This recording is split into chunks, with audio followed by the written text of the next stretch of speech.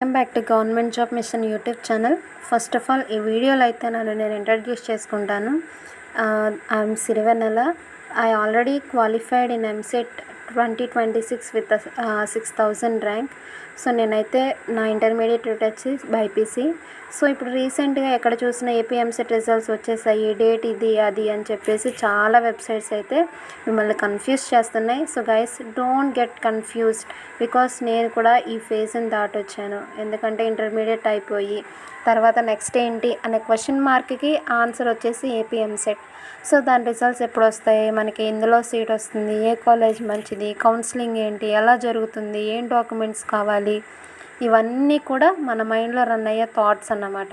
So guys, first of all you please be confident and don't get confused because of the fraud or spam messages or news you get. So మీకు నేను చెప్పేది ఏంటి అంటే, మీరు official website, మన AP government official వెబ్సైట్ని అయితే follow అవ్వండి. సో దానిలో అయితే మనకి ఎప్పటికప్పుడు మీకు ఎగ్జాక్ట్గా ఏదైతే న్యూస్ మీకు కావాల్సి ఉంటుందో అదైతే మీకు ఎప్పటికప్పుడు ఉంటుంది. సో అలాగే ఇంకొకటి ఏంటంటే, నేను 2022లో ఎంసెట్ రాశాను.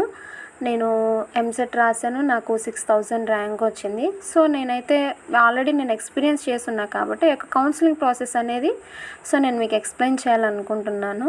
ఫస్ట్ మీరు చూసుకుంటే రిజిస్ట్రేషన్ ఉంటుంది. రిజిస్ట్రేషన్ చేసుకోవాలి. మీకు డాక్యుమెంట్స్ ఉంటే కొన్ని డాక్యుమెంట్స్ వాళ్ళు ప్రిస్క్రైబ్ చేస్తారు. సో ఆ డాక్యుమెంట్స్ని అయితే అప్లోడ్ చేసి మనం రిజిస్ట్రేషన్ చేసుకోవాలి ఉంటుంది. మనం ఏవైతే డాక్యుమెంట్స్ అప్లోడ్ చేస్తామో అది ఆన్లైన్లో వెరిఫై అవుతుంది. ఇఫ్ ఇన్ కేస్ మిస్ అయితే కనుక ఆఫ్లైన్ వెళ్ళి వెరిఫికేషన్ చేయించుకోవాల్సి ఉంటుంది.